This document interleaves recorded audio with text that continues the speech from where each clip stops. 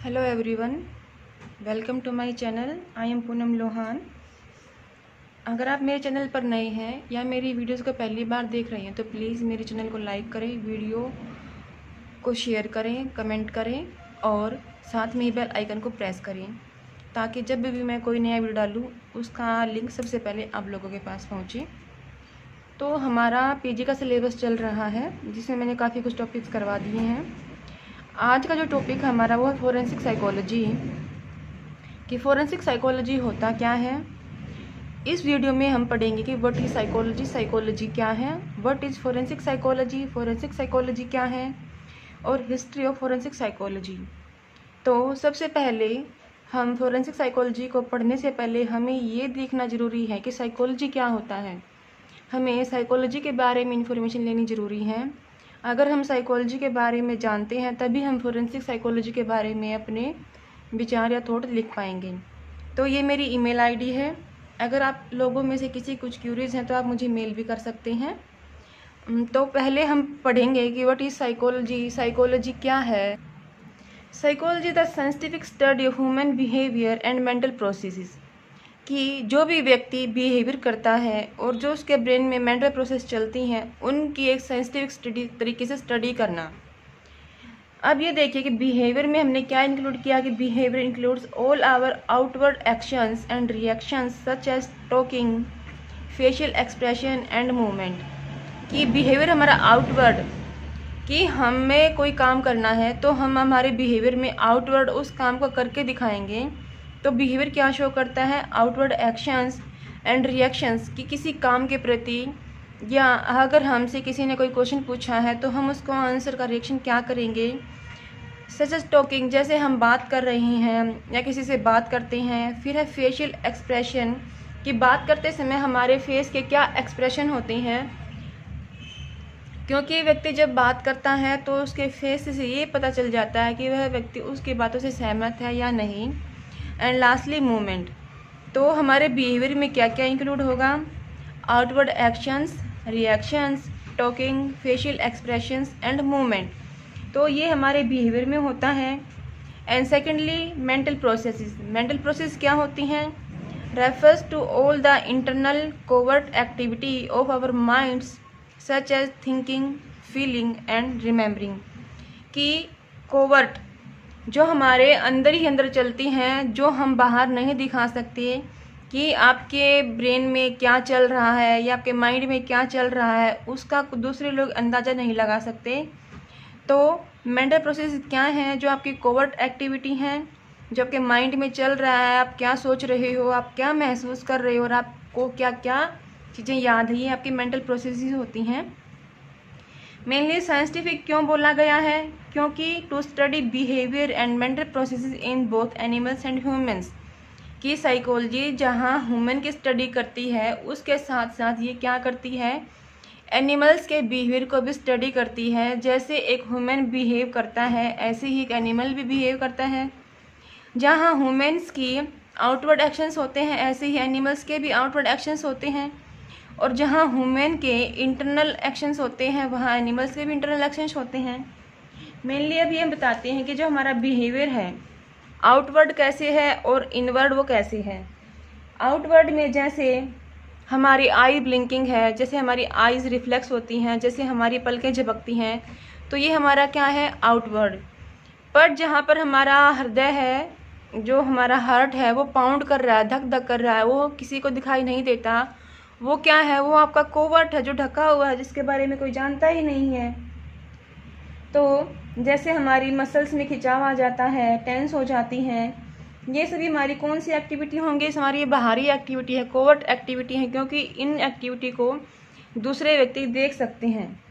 पर जो हमारे अंदर चेंजेस चल रहे हैं, जैसे दिल धड़क रहा है, हमारा जो ब्लड का सर्कुलेशन चल रहा है, वो चीज़ें क्या है, वो बाहर व्यक्ति नहीं देख सकते, वो हमारे कोवर्ट होते हैं, यानी कि ढके हुए होते हैं। तो मेनली मेंटल प्रोसेस के बारे में एक बात और बताती हूँ मैं आपको। जैसे मेंटल प्रोसेस क्या है, कि जब भी हम कुछ सोचते हैं या किसी प्रॉब्लम को सॉल्व आउट करते हैं या फिर किसी मैथमेटिकल इक्वेशन या प्रॉब्लम को हम सोल्व करते हैं, तो इन सब के बारे में हमारे ब्रेन में प्रोसेस चलती है, यानी कि इनके सॉल्यूशंस के बारे में हम सोचते हैं तो हम आउटवर्ड नहीं दिखाते, बल्कि उसकी जो एक सॉल्यूशन होता है अपने ब्रेन में ही सोचते हैं। तो वो क्या होती है, आपकी मेंटल प्रोसेसेस होती हैं। तो समझ आई आप लोगों को कि मेंटल प्रोसेस कैसी होती हैं। जैसे हमारे सामने कोई प्रॉब्लम है, उस प्रॉब्लम को हमें सोल्व आउट करना है, या फिर कोई मैथमेटिकल इक्वेशंस है, उन सब के सॉल्यूशन के लिए हमारी ब्रेन में एक्टिविटी चलेंगी जो कोवर्ट एक्टिविटी रहेंगी। इसको बोलते हैं मेंटल प्रोसेस।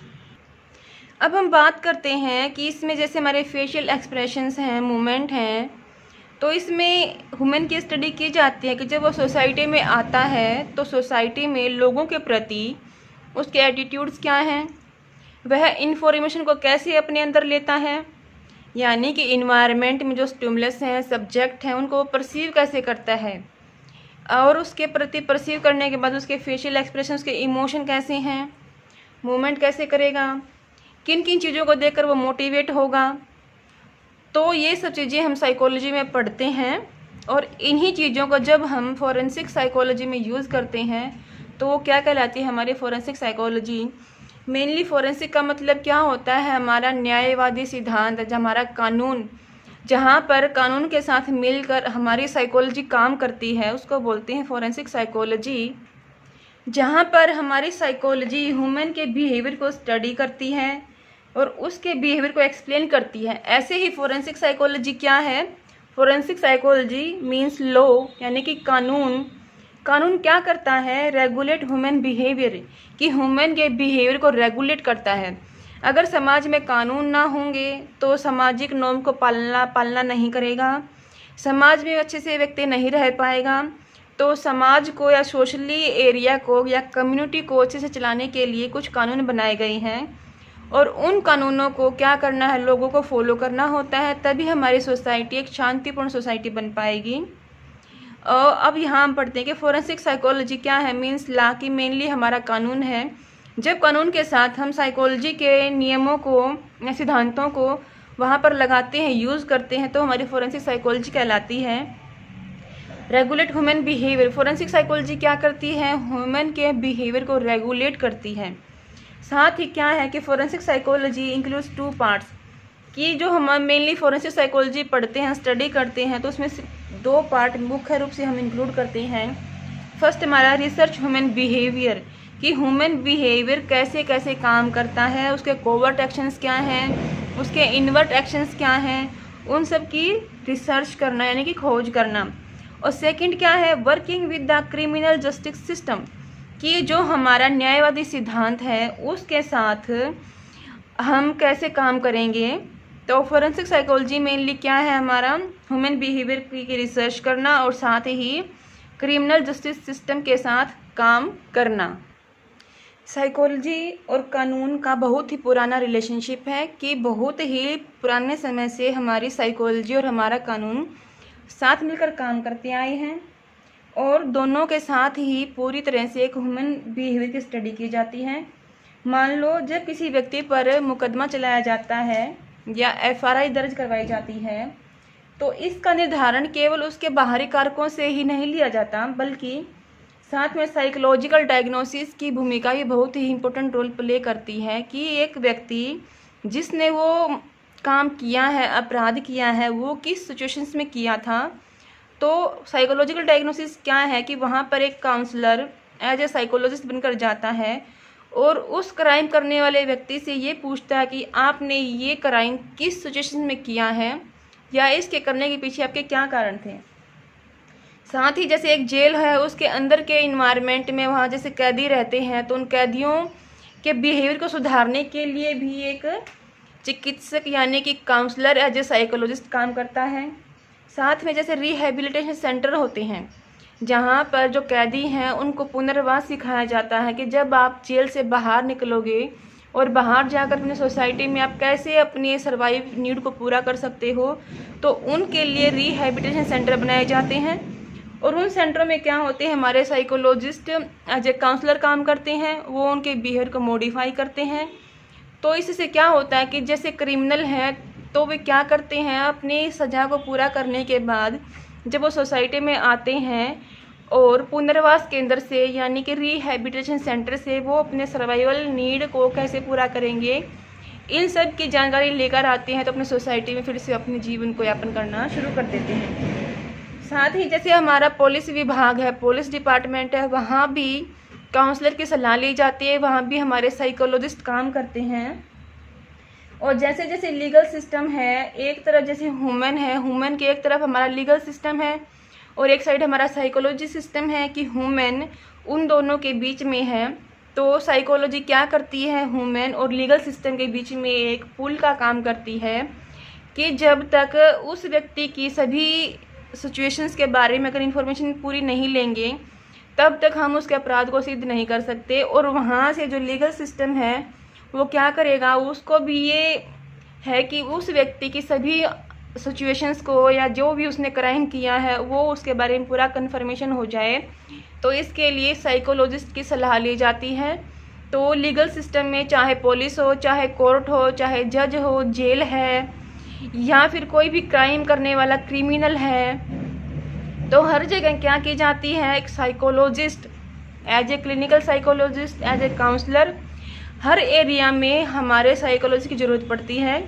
और फोरेंसिक साइकोलॉजी क्या है, जहाँ पर कानून के साथ साइकोलॉजी के सिद्धांतों को, नियमों को अप्लाई किया जाता है और ह्यूमन बिहेवियर की स्टडी की जाती है और ह्यूमन बिहेवियर की सर्वाइवल नीड को पूरा किया जाता है, वो फोरेंसिक साइकोलॉजी कहलाता है। Forensic psychology is the interactions of the practice और study of psychology and the law. कि हमारी फोरेंसिक साइकोलॉजी क्या है, एक इंटरेक्शंस है किसके बीच में, प्रैक्टिस के बीच में, कि प्रैक्टिस और स्टडी की जब हम साइकोलॉजी की स्टडी करते हैं या प्रैक्टिस करते हैं और कानून के साथ साथ में हम स्टडी करते हैं, तो फोरेंसिक साइकोलॉजी क्या है, साइकोलॉजी, स्टडी ऑफ साइकोलॉजी और लॉ का क्या है, एक इंटरेक्शंस है। Psychologist interested in this line of applied work में be found working in prisons. जैसे हमारे जो कैदी हैं वहाँ जेल्स के अंदर काम करते हैं, रिहैबिलिटेशन सेंटर जहाँ बोलते हैं पुनर्वास केंद्र, जहाँ पर कैदियों को पुनर्वास सिखाया जाता है। पुलिस डिपार्टमेंट में भी हमारे साइकोलॉजिस्ट काम करते हैं। लॉ फर्म, कानून की जो फर्म्स होती हैं वहाँ पर काम करते हैं। स्कूल्स में, गवर्नमेंट एजेंसीज में और इन्हें प्राइवेट प्रैक्टिस, और प्राइवेट भी वो क्या करते हैं, प्रैक्टिस करते रहते हैं। टू नेम अ फ्यू, और बहुत सारे ऐसे नाम हैं जहाँ पर हमारे साइकोलॉजिस्ट काम करते हैं। दे में वर्क डायरेक्टली, ये कई बार क्या होते हैं, डायरेक्टली काम करते हैं विद अटॉर्नीज, जिसको बोलते हैं महान्यायवादी। डिफेंडेंट्स, जो हमारा होता है बचाव पक्ष। ऑफेंडर्स, जो अपराधी होता है। विक्टिम्स, प्यूपिल्स, फैमिलीज, और with patients with the states of corrections of rehabilitation centre. कि ये हर जगह डायरेक्टली भी काम करते हैं और इनडायरेक्टली भी काम करते हैं। Other psychologist interested in forensic psychology focus on the study of psychology and the law. कि कई साइकोलॉजिस्ट ऐसे होते हैं जिनका फोरेंसिक साइकोलॉजी में इंटरेस्ट होता है, तो वो क्या करते हैं, स्टडी ऑफ साइकोलॉजी और लॉ पर फोकस करते हैं और वहाँ पर अपना एक करियर बनाते हैं। दे में वर्क इन कॉलेजेस, वो कॉलेजेस में काम करते हैं, यूनिवर्सिटीज़ में काम करते हैं, गवर्नमेंट एजेंसी के साथ काम करते हैं। और in other setting interested in researching and examining the interactions of human behaviour, criminology and legal system. तो वो क्या करते हैं, उन भी कॉलेज में, यूनिवर्सिटीज़ में, गवर्नमेंट एजेंसी के साथ या फिर किसी अदर सेटिंग में जहाँ पर उनका इंटरेस्ट होता है वहाँ पर रिसर्च करते हैं और एग्जामिन करते हैं किस के बीच के इंटरेक्शंस में, बिहेवियर के बीच में, क्रिमिनोलॉजी क्या है और लीगल सिस्टम के क्या है, इन तीनों के बीच में क्या करते हैं कि इंटरेक्शन का काम करते हैं, जहाँ पर लीगल सिस्टम में कोई कमी ना रह जाए कि कहीं हमने किसी इनोसेंट व्यक्ति को तो कहीं सजा ना दे दी हो। तो वहाँ पर इस स्थिति को सुधारने के लिए फोरेंसिक साइकोलॉजी काम आती है। यहाँ मैंने आपको एक पिक्चर दिखाई है जहाँ पर क्या दिखाया गया, a day in the life of A forensic psychologist. कि एक फोरेंसिक साइकोलॉजिस्ट की एक डेली लाइफ क्या होती है, क्या होता है। जैसे ये जो हमारे बैठे हैं लेडीज़ जो हमारे एनक के साथ हैं, ये एक फोरेंसिक साइकोलॉजिस्ट है और जिसके हाथ में है एक साइकोलॉजिकल टेस्ट है जिसको बोलते हैं रोशा का टेस्ट, जो इंक ब्लॉक टेस्ट है। जो ये सामने बैठा है ये क्या है, एक मुजरिम है जिसने वो क्राइम किया है। तो यहाँ पर जो ये साइकोलॉजिस्ट है ये क्या बोलेगा, इसको ये पिक्चर दिखा के इसकी जो पर्सनैलिटी दबी हुई है, यानी कि जो बात इसने लीगल सिस्टम को नहीं बताई वो यहाँ साइकोलॉजिस्ट को बताता है। फिर साइकोलॉजिस्ट क्या करता है, परफॉर्मिंग क्रिमिनल प्रोफाइल सर्विसेज, की जो क्रिमिनल की प्रोफाइल होती हैं उसको क्या करता है, एक सर्विस के रूप में परफॉर्म कर देता है। मे गिव एक्सपर्ट विटनेस और कोर्ट रूम टेस्टिमोनी, कि यहाँ पर साइकोलॉजिस्ट का मेन काम क्या है कि जो इस विटनेस ने या फिर जो इस व्यक्ति ने क्राइम किया है उसकी पूरी विटनेस यानी कि उसका प्रत्यक्षवादी गवाह और कोर्ट रूम में टेस्टिमोनी की पूरी इन्फॉर्मेशन देता है कि कहीं कुछ गलत ना हो जाए। Evaluate suspected criminal for mental competency and their ability to stand trial. तो यहाँ पर क्या करता है, वो जो सस्पेक्टेड क्रिमिनल है उसको पूरी तरह से इवेलुएट करता है, उसके मेंटल कॉम्पिटेंसी को इवेलुएट करता है और उसकी एबिलिटीज़ को, ताकि उसके साथ किसी प्रकार का अन्याय ना हो। तो आप यहाँ देख सकती हैं कि एक फोरेंसिक साइकोलॉजिस्ट कैसे काम करता है, उसको कितना प्रिपेयर होना पड़ता है। तो ये आप यहाँ से देख सकते हैं। यहाँ पर मैंने आपको दिखाया कि फोरेंसिक साइकोलॉजी में कौन कौन सी एप्लीकेशंस काम करती हैं। Applications of methods, theories and concept of psychology with in the legal system, कि जहाँ पर हम साइकोलॉजी के मेथड्स को, थ्योरीज को और कंसेप्ट को हम जब लीगल सिस्टम के साथ अप्लाई करते हैं तो हमारी फोरेंसिक साइकोलॉजी बन जाती है। Look at impact of police officer, victims, juries, expert witness, lawyer, जज, डिफेंडेंट, प्रिजन्स गार्ड और parole officer on the legal system, कि हमारे जो फोरेंसिक साइकोलॉजिस्ट होते हैं वे हर एरिया पर, हर व्यक्ति पर, चाहे वो पुलिस ऑफिसर है, विक्टिम्स है या फिर एक्सपर्ट विटनेस है, लॉयर्स हैं, हर किसी बंदे पर बहुत ही गहरी छाप छोड़ती है। तो forensic psychology as a important role play करता है कि इसमें एक लीगल सिस्टम में।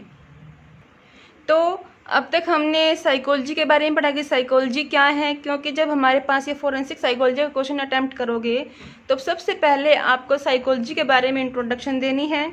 उसके बाद आप फोरेंसिक साइकोलॉजी के बारे में बताओगे कि फोरेंसिक साइकोलॉजी होती क्या है। इसके बाद हम बताएंगे हिस्ट्री, कि brief history of forensic psychology, कि फोरेंसिक साइकोलॉजी की हिस्ट्री क्या है।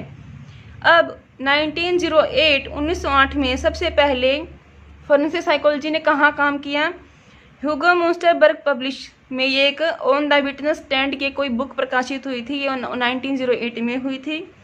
इन 1917 में क्या हुआ था, William Marston develop first modern polygraph, कि विलियम ने सबसे पहला एक पॉलीग्राफ बनाया था 1917 में। पॉलीग्राफ क्या होता है, जैसे हम एक ग्राफ पेपर लेते हैं और वहाँ पर जैसे हमारे रैंक जाते हैं वैसे हमारा पॉलीग्राफ होता है। 1921 में स्टेट वर्सी ड्राइवर ने first time a psychologist testified as an expert witness in American court, कि सबसे पहले अमेरिकन कोर्ट में जो हमारे आई विटनेस होते हैं, जो हमारे प्रत्यक्षदर्शी होते हैं, जिसको गवाह बोलते हैं, उसको टेस्टिफाई किया गया था। कब, 1921 में। और कहाँ पर, अमेरिकन कोर्ट में। और किसने किया था, स्टेट वर्सी ड्राइवर के केस के अंदर। फिर 1922 में क्या हुआ था, William Marston become the first faculty member in forensic psychology American university, कि अमेरिकन यूनिवर्सिटी में जो सबसे पहला जो हमारा फैकल्टी मेंबर बना था फोरेंसिक साइकोलॉजी का वो कौन था, विलियम मास्ट्रोन। 1922 में ये बना था। 1931 Howard butter publish legal psychology the first forensic psychology text book, कि हॉवर्ड बट ने क्या किया था, 1931 में सबसे पहली बुक, एक टेक्स्ट बुक किसकी प्रकाशित की थी, फोरेंसिक साइकोलॉजी की प्रकाशित की थी। In 1968 Martin Reiser becomes first full time police psychologist, कि सबसे पहला जो फुल जिसने मतलब पूरी तरीके से अपना पूरा काम, पूरा devotion as a police psychologist में दिया था, वो कौन था, मार्टिन रीजर। 2001 में क्या हुआ था, APA recognise forensic psychology as a speciality, कि 2001 में आते आते फिर यहाँ से क्या बनाया गया कि हमारी जो फोरेंसिक साइकोलॉजी थी उसको एक स्पेशल एरिया बना दिया गया था। तो मैं आपको यहाँ बताती हूँ कि जो हमारा फोरेंसिक साइकोलॉजी है हमारी साइकोलॉजी का एक अप्लाइड एरिया का पार्ट है। जैसे हमारे साइकोलॉजी में क्लिनिकल साइकोलॉजी होता है, डेवलपमेंट साइकोलॉजी है, उसके बाद स्पोर्ट्स साइकोलॉजी है, मिलिट्री साइकोलॉजी, तो ऐसे ही हमारी साइकोलॉजी का एक स्कोप है या एरिया जिसको बोलते हैं फोरेंसिक साइकोलॉजी, और फोरेंसिक साइकोलॉजी को एज ए अप्लाइड एरिया में हम इसको यूज़ करते हैं। तो यहाँ तक आपको समझ आ गया होगा। हम इसकी हिस्ट्री थोड़ी सी और करेंगे। फोरेंसिक साइकोलॉजी में पहला केस कब आया था? 1911 में, कि 1911 में पहला केस आया था। ये क्या केस था? Several psychologist testified in a Belgium court of behalf of a man accused of raping and murdering a little girl. Clear है आपको कि एक लिटिल गर्ल का मर्डर और रेप किया गया था। This is the first case in which experimental psychology data. In this case, the validity of testimony of children was allowed to be presented in a court case। कि सबसे पहला case 1911 में आया था, जो किसके बारे में था? Rapping and murdering of A little girl. तो यहाँ पर जो आई विटनेस टेस्टिमोनी था वो एक चिल्ड्रन था, तो उसको अलाउ किया गया था कोर्ट केस में प्रेजेंट होने के लिए। उसके बाद 1913 में first use of psychologist in A US correctional setting recorded in New York at a women's reformatory। Main job of psychologist at this time was to determine if a person was feeble minded। कि यहाँ पर भी क्या जब एक women को ऊपर किया गया था तो यहाँ पर ये चीज़ें भी सामने आई थी कि कोई व्यक्ति फीबल माइंडेड भी हो सकता है। कि यहाँ पर मेन जॉब साइकोलॉजी की क्या बताई गई थी कि आपको ये चेक करना है, डिटरमाइन करना है if a person was feeble minded, कि क्या कोई पर्सन फीडल माइंडेड भी हो सकता है। फोरेंसिक साइकोलॉजी में जो पहली रिसर्च हुई थी वो हमारी जेम्स मैककेटल ने की थी। इन्होंने 1893 में जेम्स मैककेटल 1893 में एक स्टडी रिसर्च की थी जो हमारी फोरेंसिक साइकोलॉजी के ऊपर थी। तो इन्होंने क्या किया था? टेस्टिमोनी, साइकोलॉजी ऑफ टेस्टिमोनी को एक्सप्लोर किया था कि हमारे जो फोरेंसिक साइकोलॉजी में जब हम साइकोलॉजी को यूज़ करते हैं तो उसकी रिसर्च को सामने लेकर आए थे कि उसका पूरा बेनिफिट होता है हमारे फोरेंसिक साइकोलॉजी को।